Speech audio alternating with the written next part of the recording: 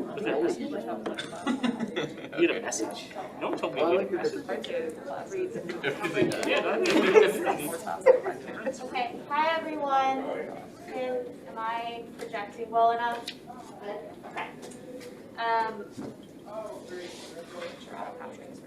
Welcome to Solving the Democracy Problem. Thank you for your patience as we were making sure everything was all set up with this hybrid format. So just to introduce this event and frame it for you a little bit, the title today comes from one of democracy's central tensions, right? So as a starting principle, a functioning democracy is going to take power from the privileged and wealthy and spread it out in the hands of the general population. Obviously, the privileged and wealthy don't like this because the problem with democracy is that the poor are going to try to take the property of the rich, right? So there's two sort of potential solutions to this problem. You can try to reduce inequality, or you can try to reduce democracy. Wealthy elites are going to try to reduce democracy, and in so doing, they're going to create a cycle where a concentration of wealth is going to yield a concentration of political power. So how does this work? At a very basic level, political parties are forced to rely on corporations of the 1%ers in order to function. And this political influence is then going to translate into legislation such as taxation, regulation policy that is going to increase the concentration of wealth, which in turn yields even more political power, and so the cycle repeats. This panel is going to explore the dynamic of that cycle, and before we shift to focus on ways to disrupt it and find solutions to increase democracy instead of decreasing economic equality. Before we begin that discussion, we have a few housekeeping items for you. First, if you are joining us online to submit a question virtually, please use the Q&A feature found on the ribbon at the bottom of your window. In-person attendees, please use the note cards that I think TPIC is passing around or will pass around to write down any questions you have today. They can get passed down right here to Marcia, who will be fielding all of the questions to hand on to our moderator. If you are in the room, please make sure your cell phones, computers, any other devices are silenced, and please refrain from eating your lunch here. We invite you to eat your lunch outside in the courtyard at the end of the event. We are recording this event. The recording will be sent out to attendees. And finally, if you are seeking CLE credit for today's event, please note that CLE passwords will be announced twice per hour. Write down these passwords and enter them on your digital evaluation form once the event is over. The evaluation form is mandatory for both in-person and virtual attendees seeking credit in order to receive CLE. The link to the digital evaluation form was emailed to you in your confirmation email. If you did not receive the email, if you are on the webinar, please find the link to the evaluation form in the chat, or if you are in person, you can scan the QR code upon the conclusion of this event right outside of the classroom. These passwords will tell us how long you attended. The first passcode is RUBY, R-U-B-Y, RUBY. Housekeeping out of the way, I'm now very happy to introduce our panelists and today's student moderator. First panelist is Commissioner Benjamin Hovland. He is joining us on Zoom. He serves on the U.S. Election Assistance Commission, which is an independent, bipartisan commission that establishes voluntary voting system guidelines and serves as a national clearinghouse for election administration practices. Andy Lamas, I actually always just call you Andy, I'm not sure, is a Penn Law graduate and a professor at the University of Pennsylvania, where he educates in the Urban Studies program, the Gender, Sexuality, and Women's Studies program, and in the School of Social Policy and Practice. Ian Vandewalker, also joining us on Zoom, is Senior Counsel in the Democracy program at the Brennan Center, where he works to address the influence of money in politics and foreign interference in U.S. election. Finally, our student moderator, who's going to replace me up here, is Lolo Serrano. Lolo is a 1L member of the Law Students for Democratic Society, one of this event's co-sponsors, and is pursuing both their JD and a PhD in American legal history. Lolo holds a bachelor's from Boston University. Thank you so much to everyone for joining us. I handwrote my note. I'm sorry. Okay. My notes got a little messed up. Our final panelist is Jamila Medley. She is an organizational development consultant and educator advocate for a solidarity economy. She is the former executive director of the Philadelphia Area Cooperative Alliance, and I'm so sorry. Thank you so much to all of our panelists for joining us today. And with that, I'm going to hand it off to Lolo.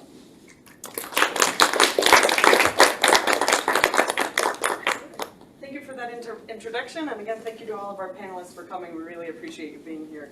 So we're going to start our panel discussion by trying to tease out the way that this cycle operates in today's society. So I'll start with our two in Zoom panelists. In what ways does our constitutional and political system support concentrating wealth and power? So this is one side of the cycle. I'll jump in. Thanks for having me and for the question. It's good to be here. I wish I could be there in person, but I think one of the things that I'll let Ian talk about campaign finance, which or some of the other areas, which probably covers a lot of these things. But at the U.S. Election Assistance Commission, and a lot of my career has been focused on election administration. The nature of election administration, how we run elections, can sometimes feel very technical and for some people, possibly even a little bit boring, though it is not, I assure you. But there are so many little differences in the nature of election administration that can really add up, and either in an inclusive way to help people participate in our democracy, or to create hurdles that make participation harder. And I think that we see in the area of voter access and in income inequality, you definitely see examples of this, and I'll give you a few. The one that jumps out to me first and foremost is the impact of moving. And again, that seems simple, but it has a big impact on voter registration. If you're a homeowner, if you've lived in the same house for 40 years, your voter registration is current, you're good to go. But if you move a lot, if you're younger, if you're a renter, every time you move, you need to update that registration, and there can be real consequences to that, depending on if you've crossed a jurisdictional line, usually the county. A number of states have a 30-day voter registration that's established by the National Voter Registration Act. And so I used to work at the Missouri Secretary of State's office. An example that I would use a lot, Washington University in St. Louis sits on the border of St. Louis City and St. Louis County. And you could register as a freshman in the dorm and move down the same street and live in an apartment as a senior and no longer be in the correct jurisdiction. And you could be disenfranchised if you didn't update that registration 28 days before the election. And there are other examples, of course, mass transit. If you are dependent on mass transit, is your polling place close to a stop? Voter ID requirements around the country have a disproportionate impact on lower income Americans. And then sort of last and certainly not least, during the pandemic, we've had more and more conversation about something called convenience voting options, early voting, vote by mail. All of these things, and whether or not a state or a jurisdiction offers them, can have a real impact as far as economic inequality and the impact of how it affects people.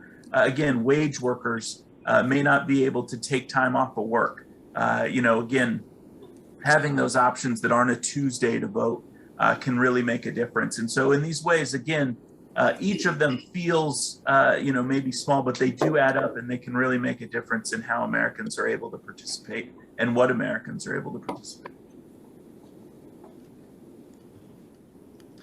Yeah, absolutely. If I could just add to that, thanks. I'd like to say also thanks for the invitation and for the setting us up to be on here on Zoom. It's good to join you.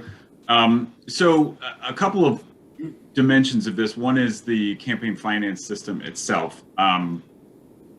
So campaigns and elections cost money. We have a system where candidates and parties raise that money from donations. So there's a demand for money, and it's actually an unlimited demand for money, in part because the Supreme Court in the 70s said that there's no such that expenditure limits aren't allowed. So there's an unlimited demand for money. That demand has actually increased in recent years because in 2010 the Supreme Court said in Citizens United that there's that outside spending not given directly to candidates or parties can't be limited. That started an even greater fundraising arms race that has generated more and more demand for money. And the thing is, if you want to raise money, best place to do it is from places where there's money, which is essentially rich people. So the candidates and parties are looking to raise money largely from rich people. They make phone calls to people that they think can give $2,000. And they've sort of co-opted the outside money system where now all of the big super PACs are controlled by one party leader or another. And they raise, multi-million-dollar contributions. So the rate of giving across the system has increased recently. We've seen a lot of engagement since 2016, but millions of small donors are still being outspent by a few hundred mega donors who have, at the very least, it's easier for them to get their voices heard, their concerns heard, and what they think the solutions that elected officials should be working on. All of this interacts with structural problems like the fact that a minority of senators who represent a minority of Americans can effectively block any legislation in the Senate. The Electoral College allows someone who doesn't have support from a majority of Americans to become president, and similar problems like gerrymandering. The other thing I'll just mention quickly is the problem of disinformation, which has become more of an aspect of elections in recent years. So one dimension of that is that we now have these private companies, social media companies, who have created, the most powerful communication systems ever known to humanity, with and completely without any oversight, without much responsibility to the public as opposed to their shareholders. Simultaneously, there's been a concerted effort, especially on the right, to undermine election confidence, confidence in the way that elections are run, and even the outcomes of elections, to say, oh, that election wasn't legitimate, the losers actually won. And that strikes right at the heart of democracy, because if people don't believe that the election is actually going to generate the right answer and that person takes power, then what's the point of participating in any of it? All right, thank you for those answers. Those were very illuminating. I'll move to our in-person panelists now with a similar but slightly different question, the other side of the cycle. How does our economic system support concentrating political power? How did it work upon themselves? Go first. Okay, sure. Let me make sure this is on. Okay, I have a green light. Yeah, thank you for the invitation to be with you all. I think two things really came up for me in thinking about this question. One being the kind of meta version of it is that, our economy is very hierarchical, where there are business owners and corporations that control a lot of the money and the resources that provide a tangible economy for us. And that really, they don't have an interest in supporting or seeing democratic participation.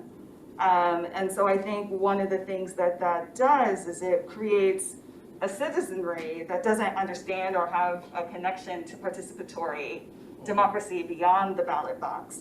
And so the structures of ownership that we actually have in this country are prohibitive to democratic control. And then I think I think another panelist kind of alluded to this, is that one of the impacts of that is that we think about the poor and working class who are further marginalized from our political system, because, yeah, it's election day and a lot of people are working and they're going to have all kinds of, difficulties getting out to vote today. And that kind of, is one of the things that we see again, how we see the prioritization of profits over political participation. And then finally, I think that there's just an overwhelmingly under-organized base that could be served better economically if they had more control and ownership over community assets like food and energy, our financial institutions, education, these things that others control, and that these majority marginalized communities are left out of really being able to provide answers and solutions for themselves, and then are dependent on what comes down to them from other people in control. Yeah. Thanks to everybody. I'm really happy to be back in the building. I was in law school here in the 1970s. Can you hear me okay? Just for full disclosure, I was once at a occupation of the building over by the Goat with a bunch of my friends in law school,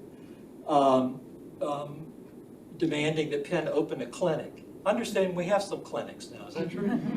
That's great. During the occupation, one of the administrators grabbed, here's the disclosure, one of the administrators grabbed the bullhorn out of my hand and told everybody, how can you be following the person who got the lowest LSAT score in the class? So I wear that as a badge of honor now, and I think from what I've talked to the admissions staff, I think I still hold the record. Law school was really great for me here. My mentors were Ed Sparrow. I think we have a conference named after him now. Clyde Summers, Robert Gorman, Howard Lesnick. And in those days, spring term, we had a required course on poverty law and a required course on labor side labor law. Can you believe that?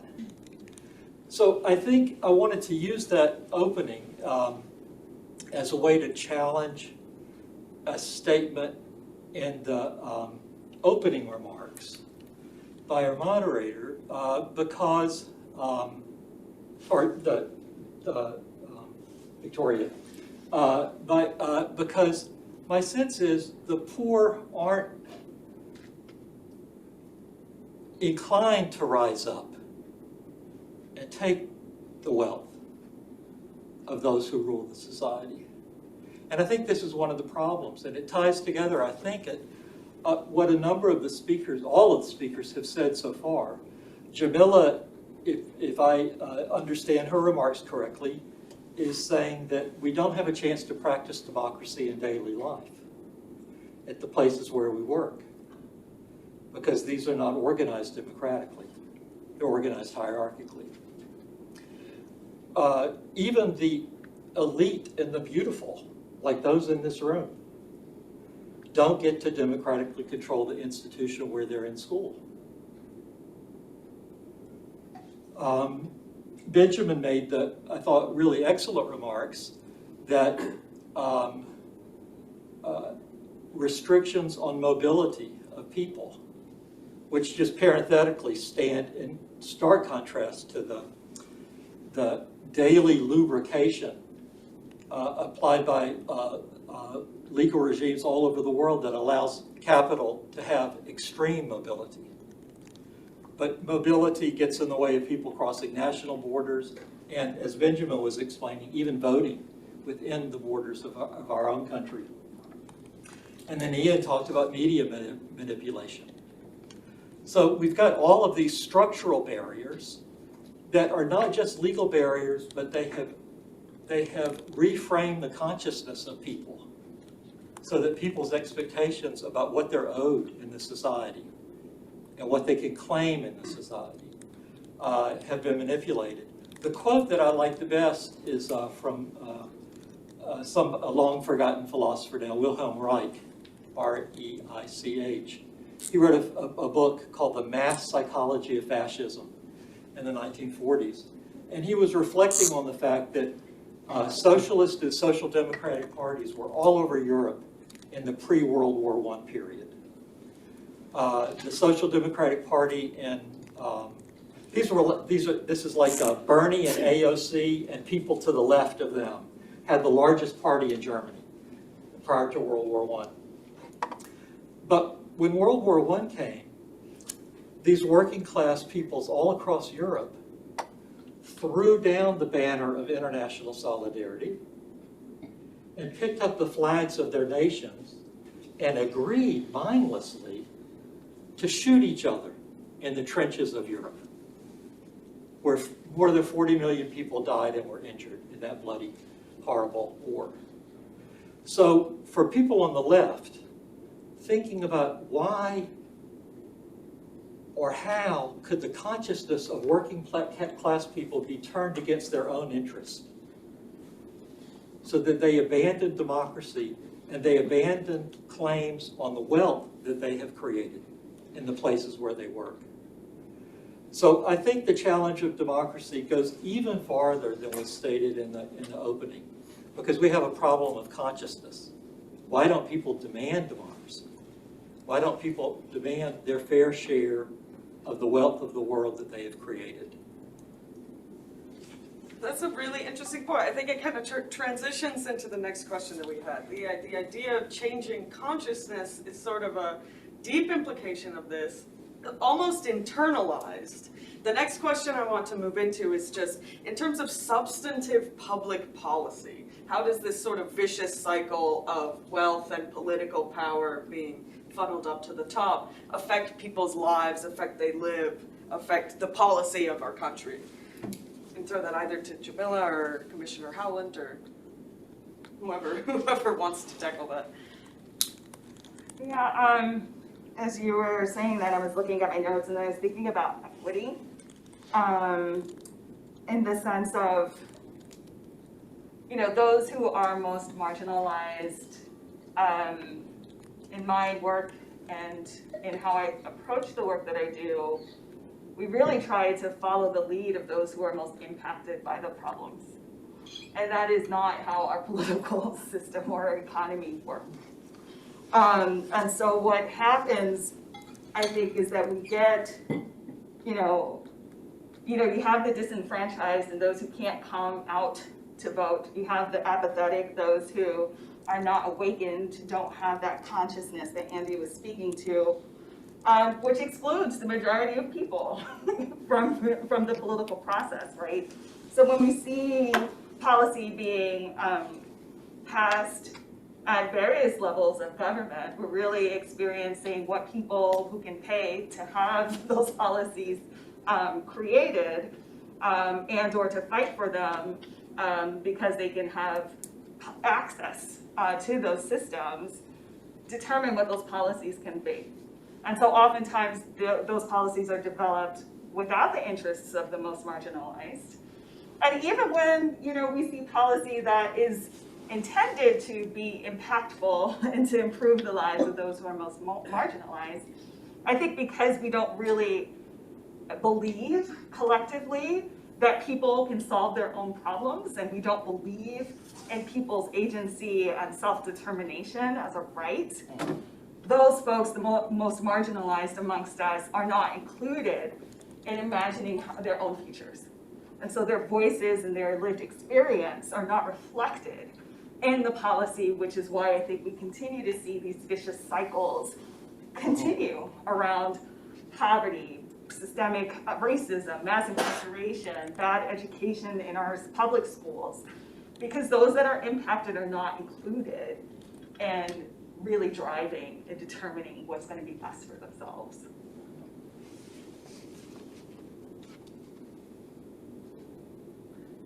I'll jump in and say that, I think, and I'll take this a little bit of a different direction, but I think that it's such an important concept to think about sort of what policy this results in. And I think, so often the conversation, news media coverage around elections is at that national level, is federal elections, is Congress. Today is an election day in a lot of the country. And it is not a federal election, but it is state and local races around the country. And thinking about the impact that makes on people's daily lives, and whether or not people have the foundation to understand where to have that change or where to impact that change. And I think about it a lot. Ian mentioned the mis and disinformation in the election space that we've been experiencing, and it is horrific. And our election administration in this country is decentralized. There are some benefits that we get from that, but it makes it particularly susceptible to mis and disinformation. And that has led me, because every state's different.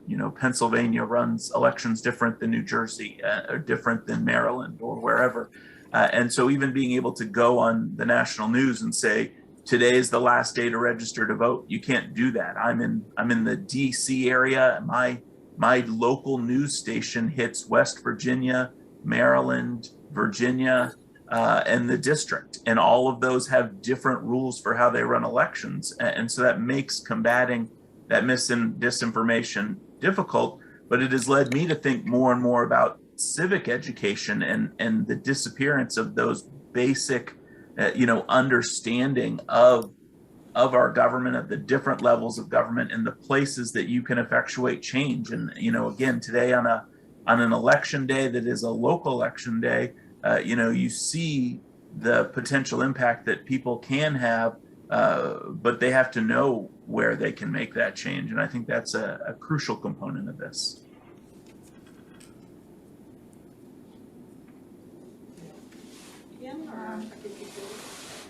I guess I kind of have a follow-up question that digs a little more into that, and I almost want to pose it to Andy, just in light of, I think implicit in a lot of our conversations so far has been that we're talking about America. And when we compare it to pre-World War I Germany, there are some important aspects of particularly American history that we're missing out on, like gender oppression and specifically white supremacy, and other intersecting forms of oppression that are very particularly here and particularly now. How does that play into this cycle? How is it experienced by different groups of people? How do those issues of power and identity play into it at the top, where power is being funneled up to, and at the bottom?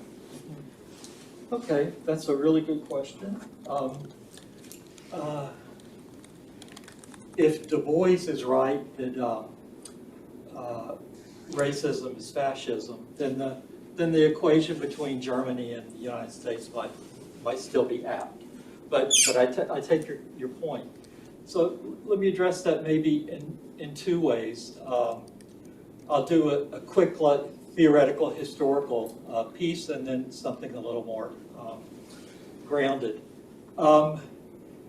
If we think historically, we can identify two periods of capitalism that have that connect with the question that you asked. The first is articulated by John Locke. John Locke is basically trying to get us out of feudalism and into the bourgeois period, into the capitalist period. And he wants to ground the central right of capitalism, the right to own private property, in something that seems just. So, whose is this? Right? So if we did a kind of, if you possess it, it's yours, as a basis for private property, that struck him as unethical. We need to ground it in something that people will perceive as fair. So ownership by theft is going to be critiqued. Okay? Then he makes a really interesting move. He says, at T1, at time 1, the earth is a commons. There's no private property. Okay? The king comes in and usurps the commons. That's feudalism, right? And we need to abandon that because that was a theft by the monarch. We need to establish a legitimate basis for private property. If you go to someplace in the commons and mix your labor with it, that becomes yours. And you can deny others access to that property. Okay? So it's a labor theory of ownership. This is articulated by Locke. And the next, which is like awesome, right? If you think about the implications of a labor-based theory of ownership.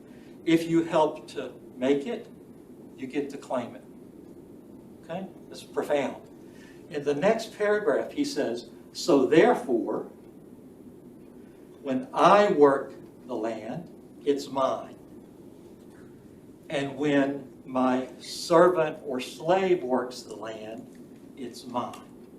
And when my horse works the land, it's mine. Do you see what he just did? So King calls this thingification. Marxists call it reification. But it's basically the thingifying of that which is alive, turning something into a thing. Lawyers do it with organizations. Lawyers have a rich vocabulary. That's a nonprofit. That's a for-profit. That's an LLC. That's an S corp. That's a C corp. It's the naming of something that is a living ensemble of social relations as a thing. Okay? It's anti-human. It's anti-life.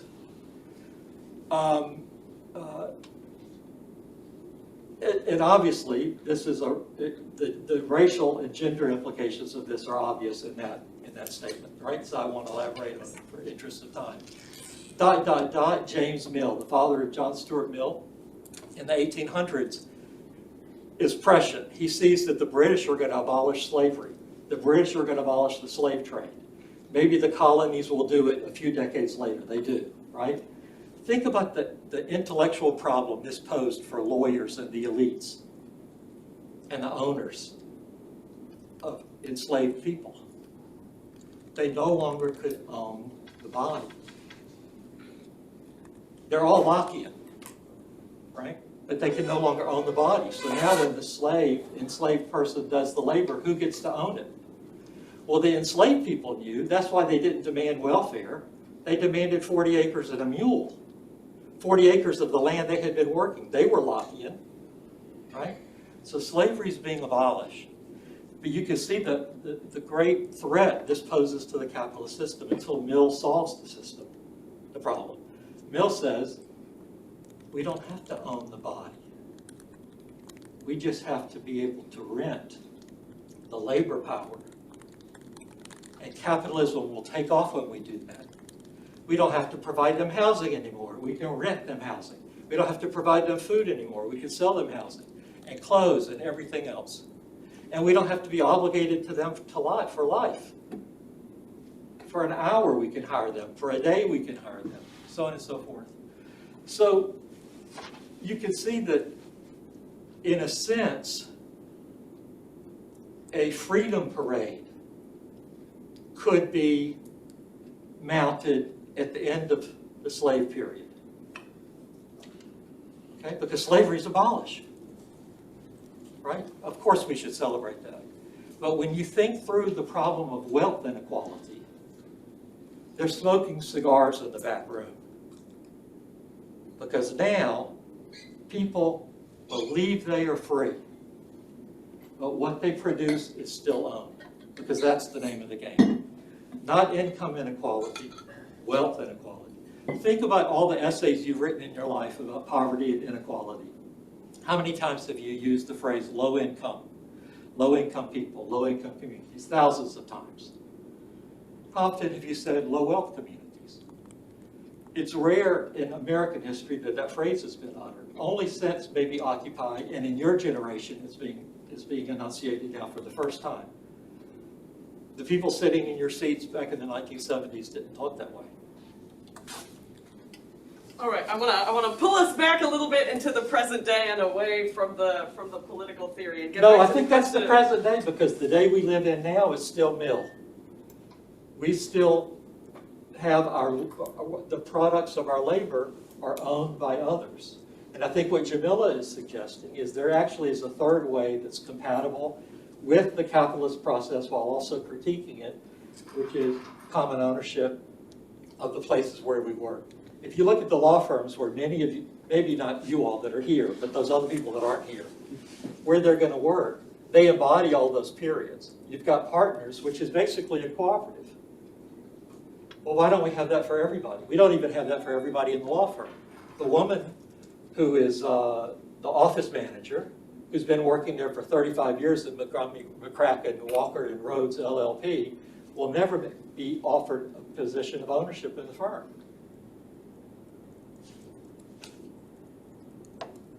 All right, so I guess in the... And I'll stop talking and yield the balance of my time to others. Yeah, well, I think you sort of started us to transition to the next place I want to go. So with all that in mind of how this really meaningfully impacts people and how that's disparate in different ways, what can we start to do? So you started transitioning towards Jamila's solution. If you'd like to expand upon your own ideas, that would be great. Yeah, this is where things get fun, and where I like to live is in imagining what's possible. And that we, we live in this binary of fight and build. We gotta fight and try to dismantle things, and then we gotta build. And that's the challenge though, right, is that there's a lot of fighting and not a lot of attention actually to the building.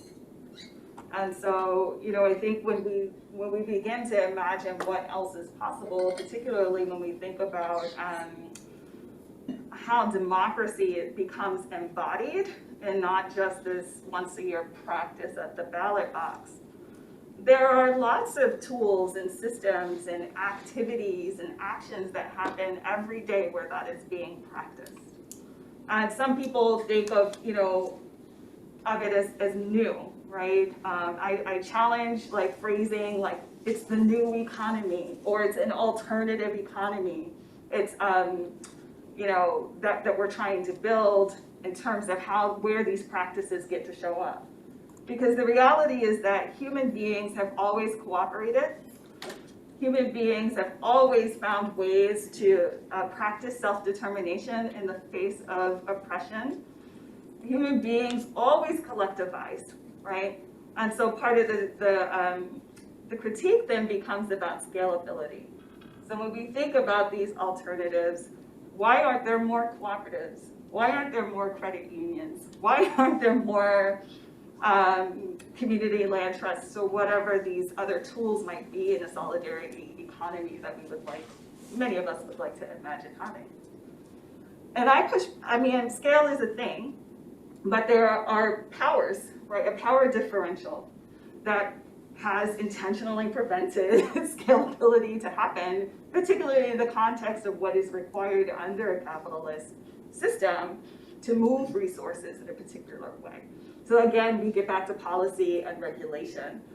We get back to law, right? The idea that, you know, I've been doing cooperative economy building in Philadelphia for nearly a decade.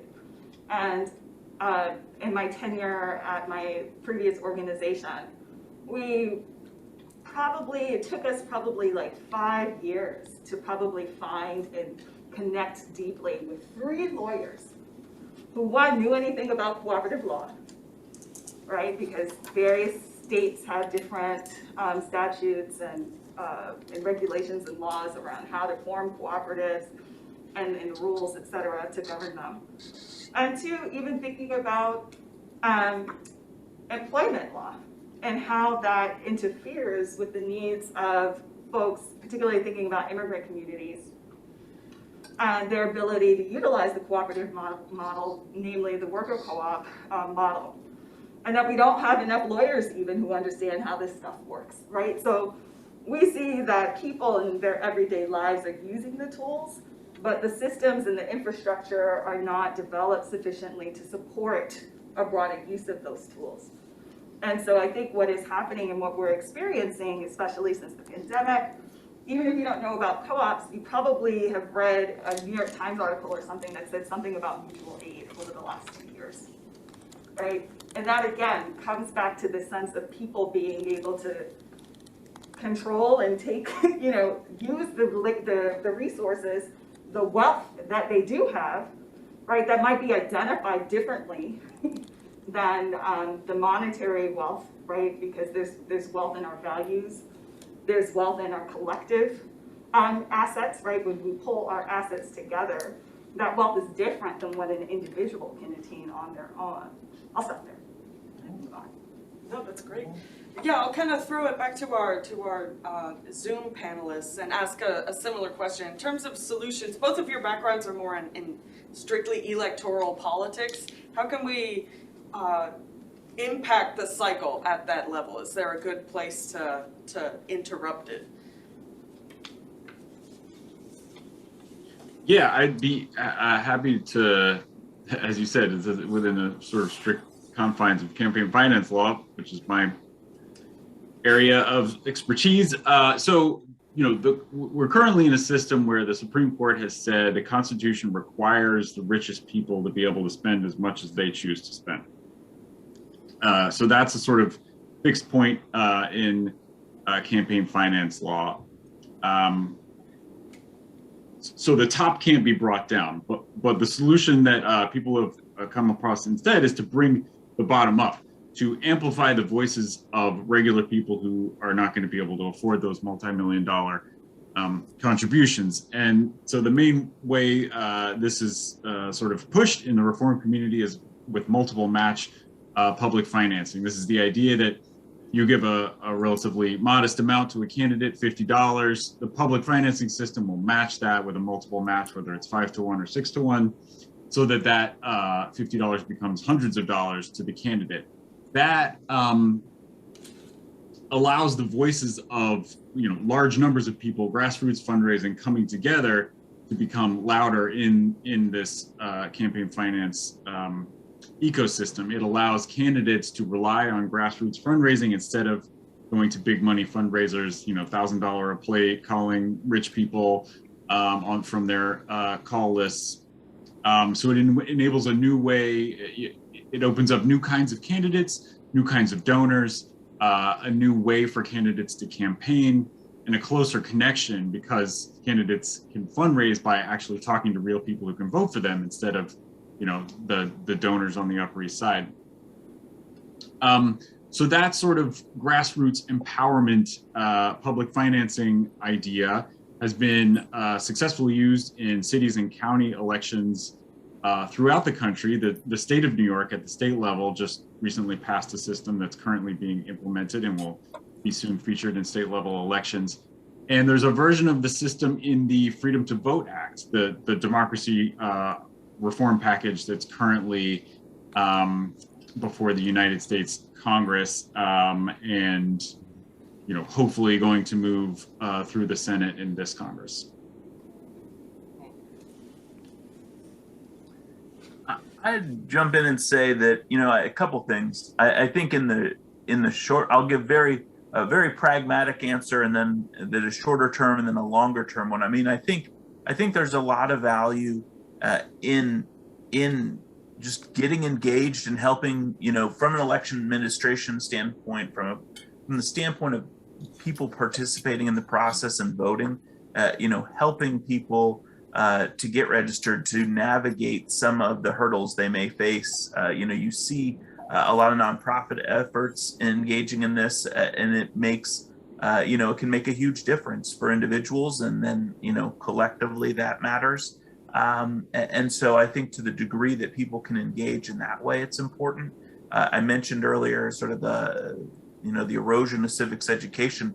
I think there are so many pieces of the process. And again, going back to sort of the misinformation, disinformation environment that we're in, most Americans don't understand how election administration works in this country, and particularly the behind the scenes part. So even just getting engaged and serving as a poll worker, seeing that piece of the process, helping people to understand that, friends, family, talking about why, you have a trust in some of those things can matter.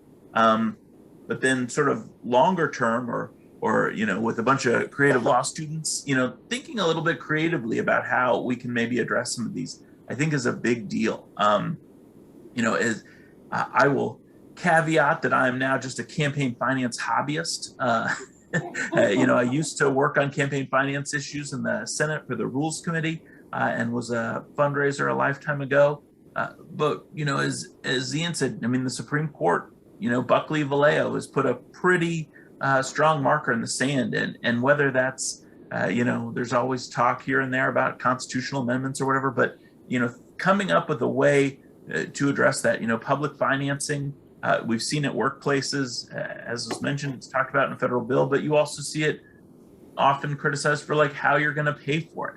I will say with my old legislative hat, I dabbled around for a while to try to figure out, could you borrow from some of the Affordable Care Act Supreme Court legislation and create a tax on certain negative ads or some of the mega donors to use for public financing, a tax on negative ads. I couldn't figure it out how to make it constitutional, but again, there's smarter people in the room than me. Maybe somebody else can, but then also, thinking about how we participate in voting. Brookings did some work recently where they came out and talked about universal voting or compulsory voting. Australia does it, a number of countries do it. where it's more like jury duty and you have to participate. Most people say that would never fly in the United States, that we aren't necessarily a compulsory country. I think you can look around right now and see some of the challenges that presents in our world and with the pandemic. But thinking about voting, we always talk about how it's a right and then a responsibility. And when you get on that responsibility lens, you start talking about, well, if people really cared about this, they'd figure out how to overcome these hurdles. And it makes it, again, for folks that face those challenges, for the people who do not have many of the advantages, who are traditionally underrepresented, it makes it somehow a value judgment on them, rather than creating a paradigm shift where the default is that you participate, and anyone trying to prevent you from participating is in the wrong. And it isn't a matter of whether or not you want to do it enough. And so again, I think there are some solutions out there, but it's going to take some creative thinking in order to figure that out and hopefully get those done in the future. Great, thank you. That kind of perfectly transitions into my last question, or I guess call for comments, is that we're all here, a room of mostly young people, mostly people going into lawyering careers, but who also have interests in general social change. If you have a call to action for us, what either as lawyers or just as people can we start doing today or think about doing in our careers that can start to materially benefit more people in this country?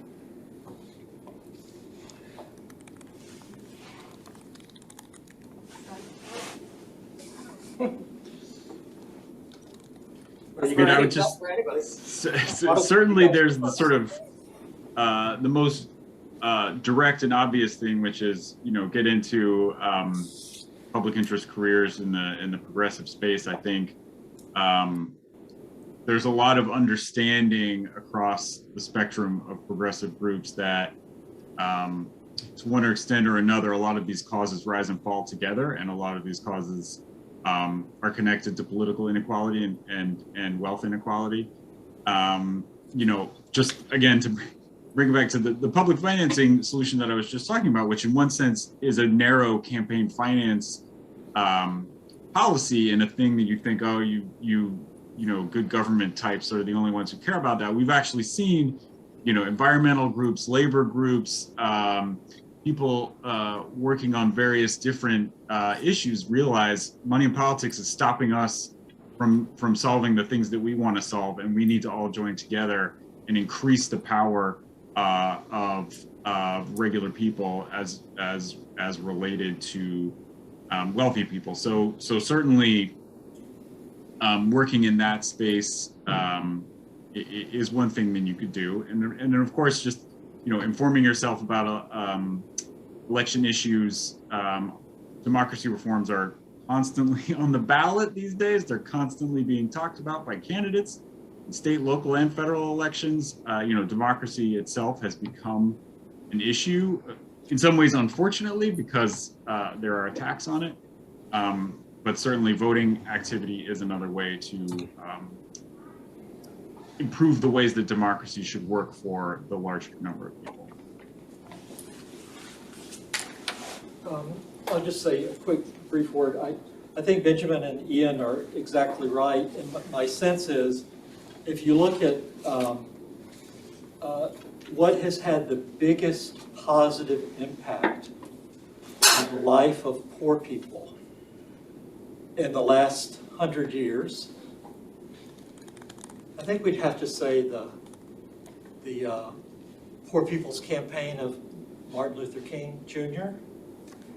and the New Deal social programs, particularly Social Security.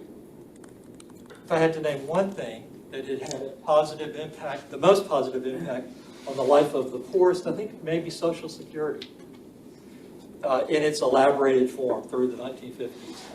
It took more people out of poverty than co-ops, than any kind of alternative economy issue. And those kinds of things would not be possible without what Ian and Benjamin are talking about. That takes place in the political arena. through voting and through the acquisition of political power with the right kind of consciousness. The consciousness of the Democratic Party, I'll end with this brief sentence with 3 semicolons. The Democratic Party in the old days believed in universal programs. In other words, Social Security was for everybody, regardless of your wealth or income. Everybody. What does that mean in a society like ours? It means that the rich end up defending the interest of the poor. Okay? Check out the median wealth of people who are AARP members and you'll understand what I'm saying. The Democratic Party these days, the Democratic Party of Clinton and all those folks, is basically, and Joe Manchin and these people, right? They believe in means testing programs. In other words, they want to put in programs for poor and working people, yes, because they're Democrats, but they means test them. And when the movement dies down, those things go away and shrink, just like the minimum wage. It takes us more than 10 years to get it to go up. But Social Security is indexed to inflation and goes up automatically, regardless of the political movements in the air. So this strikes liberals as weird, because a liberal wants to help only the people that need help. The brilliance of a universal program, right, that came out of the left of the Democratic Party in the 30s and needs to be recovered, is the only way you can protect the interest of poor working people in a society that is riven with wealth inequality, is to create universal programs. And we need the work that Benjamin and Ian are doing to make that happen. All right, I might start transitioning into some of the great questions that we have from our audience members. First, I'll say if you're here on Zoom for CLE, the second CLE passcode is DIAMOND, D-I-A-M-O-N-D. The second CLE passcode is DIAMOND. And I'm going to start asking some questions that I've gotten. So this one kind of builds right off that last question. Our question querier is grappling with how to build a career dedicated to building democracy and reducing inequality.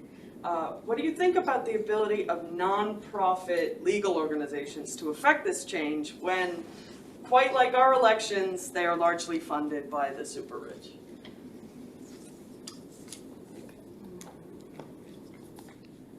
I can give a brief response. When I got out of law school, I started with my friend who's passed away, Sherman Kreiner, who also went here to Penn, a nonprofit cooperative legal firm. And I did that for 11 years before I started teaching at Penn. We were financed primarily by unions. So it was a time when factories were shutting down in the Northeast and Midwest. And our work was engaging in worker buyouts of factories and working with co-ops and a new form of enterprise called employee stock ownership plans, which is comes out of the ERISA Act in the 1970s. And so I think there is a way to do this work where you're financed by the people themselves that you're serving. And Jamila also had experience with that at PACA, where a lot of the financing, some is coming from foundations, but a lot is coming from the movement. I'd also just add parenthetically, 80% of my class is not practicing law. So a number of you probably know this, right? That this is a gateway to lots of things, and not just a legal practice, although we need people doing both. I'd jump in too to add, certainly not all nonprofits were created equal, but there's so much great work that's done in the nonprofit space. I've always felt like one of the real, privileges of my career is that I've worn a lot of different hats. I started in the elections administration space in the Missouri Secretary of State's office. I then went to the voting rights nonprofit space for a few years before moving to the U.S. Senate and working on policy, and then ultimately joining the U.S. Election Commission, Assistance Commission. And each of those stops, I learned a lot about the different perspectives. And for some of these issues, getting your foot in the door is a big piece. And so again, a lot of these nonprofits are doing great work, but it's also an opportunity to develop subject matter expertise and get opportunities that you might not somewhere else. And again, similarly, at least for election administration, working in state and local government. When I went to the voting rights nonprofit space, my experience at the Secretary of State's office was very rare in that community, and it was a real asset. And I think it was able to help me and the broader community effectuate change in a number of ways. And so, again, I think each of those has value, and it's important. It may not be a straight line, but I think if you can think about how certain places can benefit your understanding of the issues more broadly, that is important.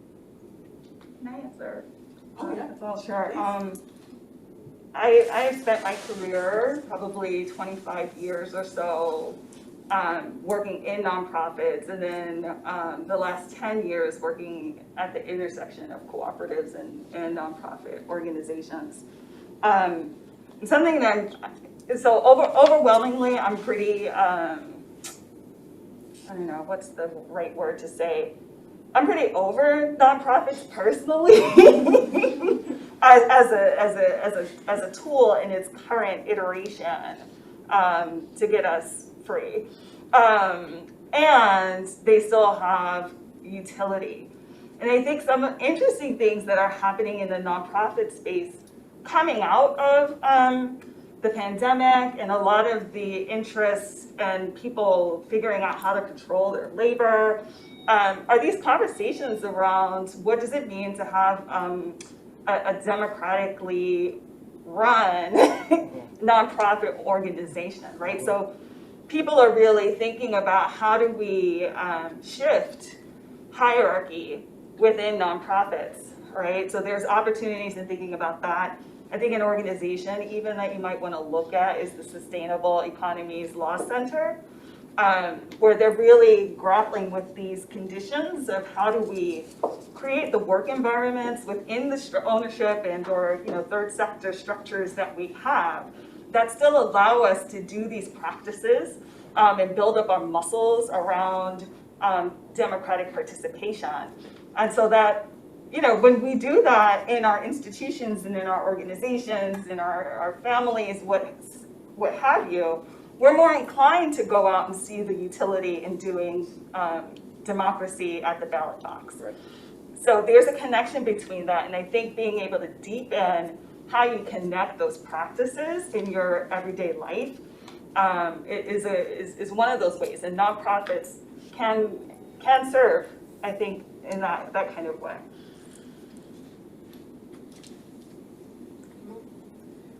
All right, I'll move to the next question, which I think is very salient for all of us. It's something we experience on the daily. How do we combat media and social media ecosystem that favors the wealthy and often those on the right and structurally disadvantages the poor, the unwealthy, and minorities, and just in generally structures the way that we think in generally unproductive ways? What do we do?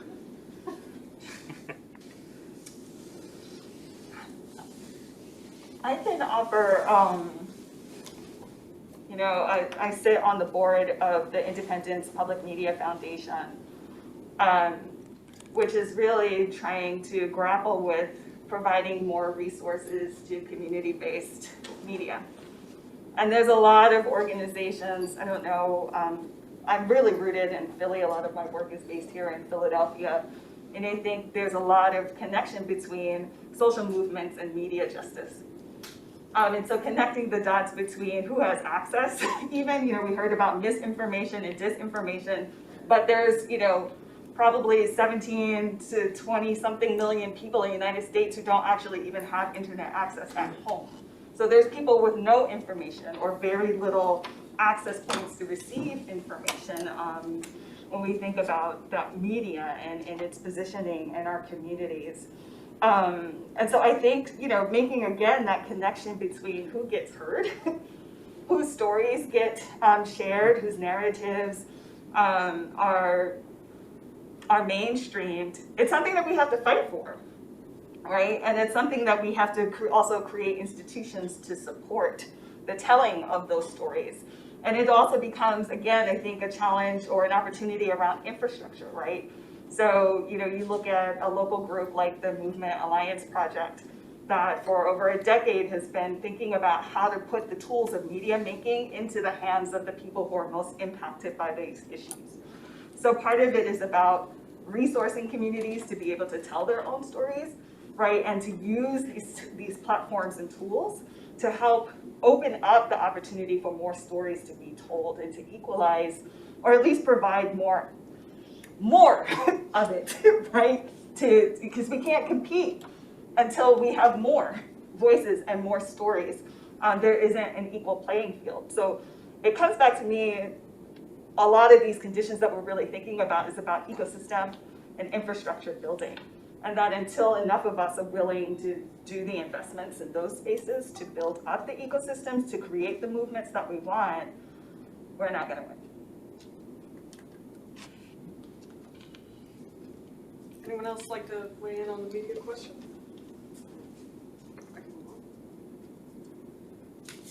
All right, this one's an interesting America-specific one. How do we reconcile U.S. territories like Puerto Rico that contribute financially to the country, but lack political rights and participation in U.S. politics? Hey, he's back. Welcome back, Commissioner. I guess I'll repeat my question, actually. How do we reconcile U.S. territories like Puerto Rico that contribute financially to the country but lack political rights and participation in U.S. politics? So where there's a preliminary barrier that's even more strict than what we're talking about.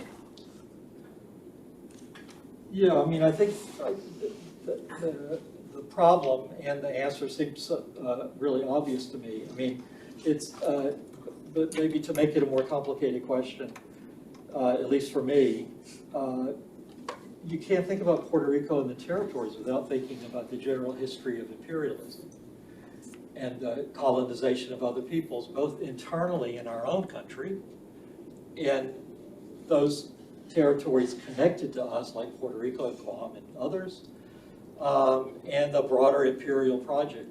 I mean, I'm reminded, just to connect this question to the earlier ones, I'm reminded of, did you ever see the Simpsons movie? I don't know if you remember when he breaks up with Marge, he gets in the car and he drives to Alaska, and a barrier comes down and stops it, you know, like at the toll booth, the barrier comes down, and they hand him a check. And he's dumbfounded. Why are you giving me a check? Because everybody in Alaska, they played with the facts a little bit, but everybody in Alaska who lives there at least 6 months gets oil revenue royalties. All right, the Alaska Permanent Trust, you can Google it, Alaska Permanent Trust. So what's going on there? They don't do it in Texas. They don't do it in Pennsylvania with the oil fracking, but they do it in Alaska. Alaska has this weird combination of social justice Catholics, anarchists, libertarians, you know, Republican libertarians, et cetera, and they organized when Exxon found oil in Prudhoe Bay in the 1970s, okay? So a portion of it goes to them, a portion of it goes to the state, and a portion of it goes to the people, all right? So when we proposed this after the first invasion of Iraq, when George Bush said, quote, "The oil of Iraq belongs to the people of Iraq," we proposed to Colin Powell, rest in peace, that they establish an Iraqi Permanent Trust. And that would solve the problems of the competition over oil internally, and it would make good on Bush's promise that it was not about oil. Did they do it?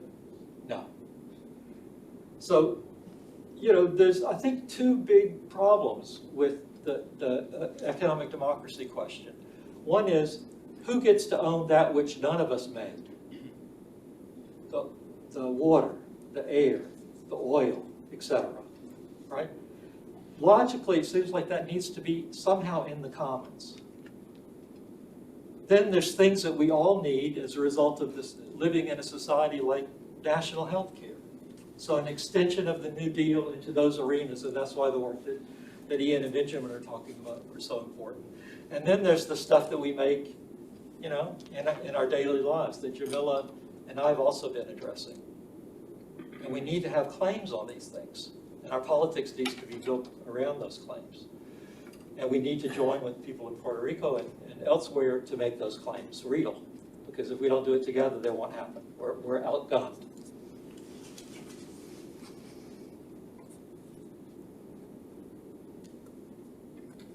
All right, I have some more America-specific questions now that don't get into our territorial occupations. So what can, these two are related, so I'll ask them together. What can and should the average person, so without a legal education, be doing to help protect voting rights? And then sort of comment, the right definitely seems to have been more sophisticated about focusing on local elections and building up from there. It still seems like the left has not caught on to that strategy. Do you agree? And could that be one of the ways that average people get involved? So that's for anybody. Yeah, absolutely. I think it's becoming clearer and clearer in the national conversation that states have vast powers over who can vote and how they can vote, and they can use those powers for good or evil. And it's increasingly, as I said before, becoming an issue in elections themselves, with extremists on one side saying, "Oh, there's fraud is rampant, and so we need to restrict voting in order to root out the fraud." And another side saying, factually, that there isn't rampant fraud, and so we don't need to solve that problem. And secondly, that voting is a right and should be made easier, not harder, and more people should have access to the franchise. So how candidates stand on those issues is increasingly becoming clear because of the nationalization of voting rights itself and attacks on democracy by one side or the other. So certainly, I strongly agree that voting rights should be considered in how people engage in voting and other political activities, and that it is absolutely crucial for that level of attention to be paid at the local level. It always has been, but now with the nationalization of the issue and the way the parties are sort of lining up in terms of expanding or restricting the franchise, respectively, essentially, it's clear that at all levels, voting activity, you need to vote for what you stand for in those ways. I'd add a couple things too on that. I mean, one, again, a lot of these local races that have a huge impact in people's daily lives, have very low turnout. And so, there really is, with some organization and participation, a huge ability to make a big difference in people's daily lives. And so, helping people understand, again, a lot of the times these smaller elections go unnoticed. They don't get the attention, the media attention that our federal general elections do. So that's a big piece. But then also, again, I mentioned it before, but just to build off a little bit of what Ian said, to me, certainly voting, certainly helping people understand the process, helping them make sure their registration is up to date. All of those things are great. We've seen a move toward things like civic holidays, like National Voter Registration Day or Vote Early Day. These things are great efforts and ways to sort of heighten awareness and make your social circles aware of ways to participate. But being a poll worker, sitting there on election day and helping people participate, in many ways, it's unfortunate how we've seen polarization of some of these basic issues around election administration. But to get to be that customer service space of democracy, to help people participate, help your neighbors. We know that voting is a habitual process. And so if somebody has a positive experience, they're more likely to go do it again. It's, again, some of those hurdles I mentioned earlier, when one of those trips somebody up and it's a bad experience and they feel embarrassed or they feel ashamed that somehow they didn't know how to participate, maybe they don't the next time. And so again, to the degree that you can help make that a good process, for whether it's the 18-year-old who's never voted before, or the senior citizen that's been voting longer than you've been alive, you're that customer service face of democracy as a poll worker. And that is awesome. So I encourage everybody to do it whenever I can. Also, I think to connect electoral politics back into like the world of nonprofits and philanthropy, I think, yes, a lot of folks organizing in the Democratic Party are seeing like that oops, right, of not organizing at the local level. I have a client now who this is their work. They are a fund and they have affiliate advisors in philanthropy that are investing really in trying to move resources, money to grassroots organizations that are doing political organizing at the base. Because if you have no base, you have no power.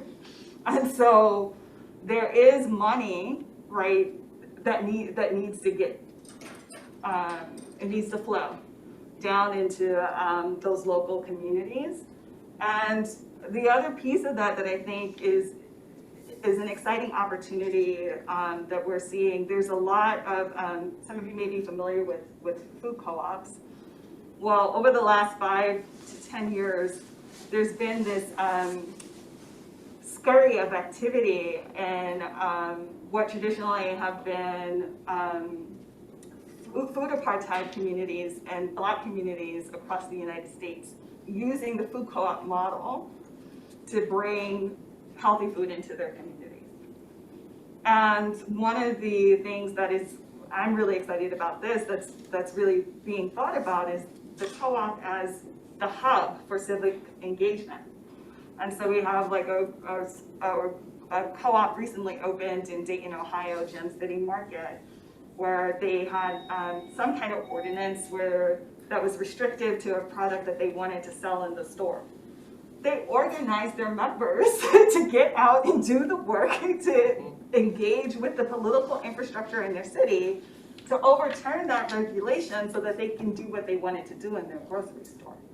So I think the potential for our cooperatives, in particular consumer co-ops that are sites where you potentially have tens of thousands of individual members, to organize them as based towards some of the political responses that we need and that these communities can galvanize around is an opportunity. And I think some of these Black-led food co-ops are going to be innovating strategies for doing that. Oh, wonderful. We managed to end on a high note. Who could have predicted that? All right. Yeah, thank you so much to all of my panelists for participating.